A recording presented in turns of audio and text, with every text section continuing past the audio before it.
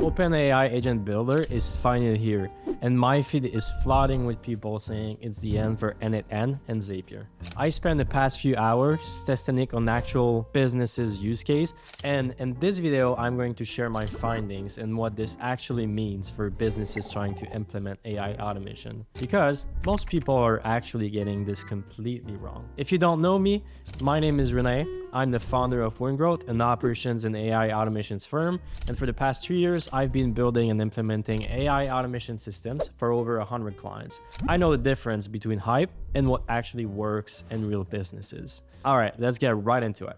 To get started with OpenAI Agent Builder, you want to go into your dashboard console. So this is not the ChatGPT usual chat UI that you have, but this is rather like the API dashboard that you have. And then when you get in this menu, you're going to have the Agent Builder right here. That's the new tab that they just added yesterday.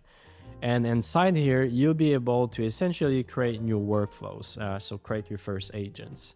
I've already done this. I've done 2 tests here, and I'm going to show you the kind of workflows that you can currently build with this and tell you a little bit about my honest opinion. And we'll also look into some testing that I've done. I've done another workflow. So here we have an example of basically we start with a chat query. So we have a human asking something in the chat. And then the whole workflow is basically to determine what kind of questions do we have. Is it a commerce question or is it a personal question? And then based on the category, it returns the data that we're looking for. Okay, so in the real life scenario, this would actually query a database. If it's commerce, we try to look into transactions and return the details about that transaction. So for example, what's the, well, actually, let me do it here. What are the details of the last transaction on the store? And so we're going to see the entire AI, and I'm going to explain the workflow after. We're going to see the entire AI just go one step after one step and try to explain what it does. So right now, the agent is querying the database that's connected to it. And then it's going to return the information that we're looking for here in a second. All right, so we got the output. As you can see, this took about 20 seconds, 30 seconds. So obviously there's going to be ways in the future to optimize this, because 20 seconds, 30 seconds to get an answer based on your data is not so good. So there's definitely a place for improvement here. The output that we get is a nice UI. I'm going to show you a little bit later how you can do this. This is one of the cool functionalities I think that OpenAI has made that I wish that other software like n8n have, like, you know, made it easier to get. So just to go at the beginning of the workflow, let me explain this. So here we have the chat, then we have guardrails. So basically this is a way for you to identify if there are things that you don't want to pass into the workflow. So phone numbers or real name, real email address, whatever you decide.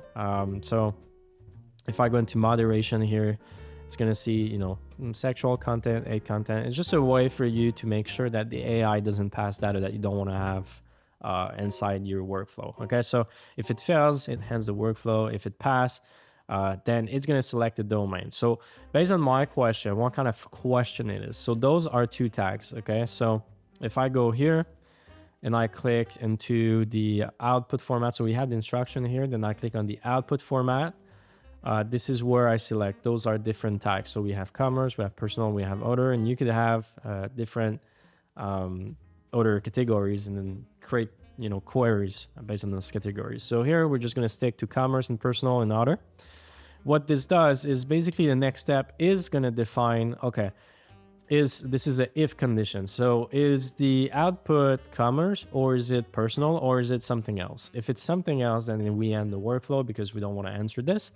And then if it's commerce, here we have another agent, what the agent is going to do. And this is based on dummy data. This is not linked to an actual database. So what this is going to do is basically say, okay, your role is to transform the query that you have into the specific format below. So YAML format. And then, you know, this is the whole format essentially that it pastes. Okay, but this would be your database structure if you had a database connected. Right now we have this entire thing in the prompt because we want to give the guidelines, but we also say, okay, based on this format, generate some data. Okay. So this is in the prompt. We have also another prompt for personal. So if I go personal, this is going to be different. Here, just a quick, honest opinion about this. I don't really like how the edit instructions tab works like this. I'm used to working in n8n, and I feel that it's much more intuitive to work in n8n and build actual system prompts and user prompts than this. But just my opinion. I mean, it might just take some getting used to. Then here, basically it's an agent that passed to another agent, and this other agent execute the query. So based on what the human said and based on the format that we previously determined, it sends some data. So this is all strictly dummy data, and that gives the output that you saw earlier, the dashboard, okay? One thing that I'm gonna do here, because you saw that we had, basically you can use Agent Builder, and you saw we had this dashboard here. So to show you how this works, and this is one of the really cool feature again, we can go into output format into an agent here and click on we want a widget. So I'm gonna detach this and I'm gonna create a new one. So if I click on create, it's gonna bring me right here. And then let's go new widget, and let's say create a nice green dashboard that presents the customer data. So name, email, and amount spent. We're gonna go very easy. And now we're gonna wait approximately 20 to 30 seconds. All right, so we just got done with generating a dashboard. So the dashboard is gonna look like this. You like it or you don't. You can still modify it by querying. Let's say I like it. So what you gotta do here is click download, and then it downloads a widget. And then we go back into our builder and we're gonna upload this widget, and then boom, right here, okay? This is super, super cool because this really allows you to go from a query to a dashboard and use it with your data, okay? So yeah, what we're gonna do now is query again, okay? Give me the details of the last transaction on the store. We're gonna query again, wait another 20 to 30 seconds, and then we'll get back into the video where you're gonna see the result. Boom, exactly. So now we have Jane Doe at the email, the amount spent, you know, pretty nice, although it also took some time to query that. But it's not a real database. Again, we're making data up, so this might explain a little bit of the latency. All right, so this is it for this workflow. And now let's get into some of the testing I've done in my honest review about this AI Agent Builder. Basically, right now, what you're working with when you're building a new workflow is those components on the left. So agent and workflow, node, file search, guardrails, MCP, if else, while, user approval, transform, and set date. Right off the bat, this is very, very minimal. This does not allow you to do much, okay? So what this tells me is it kind of feels like a feature that's being rushed to, you know, output from OpenAI, because you can't really connect many things together. And let me add another thing here. Let me show you this example that I have here. This is a simple calendar agent where I would ask, what's my day looking like? And it's supposed to give me all the details of my event. And well, it's not working because the MCP connections right now are not working as of the time of making this video. So I figured they're gonna patch this, but I have to mention this. Not a good look to output a feature that doesn't even work. So if I say, what's my day looking like? Because I wanna, yeah, see, here you go. We have experienced an error.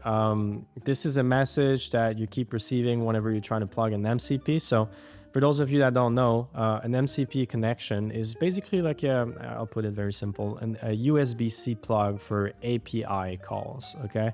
So technically, if you just have one MCP connected to a specific workflow, then that workflow with that AI agent will have access to the relevant API calls and determine the structure and be able to get the response that you're looking for based on what API calls you have, well, MCP server that you have. So here we have a bunch of MCP by OpenAI, but we also have other developers MCP, but you can also add your own MCP. So this really becomes customizable. The problem is, well, there's two problems. One, the MCP server is not currently working as of the time of making this video.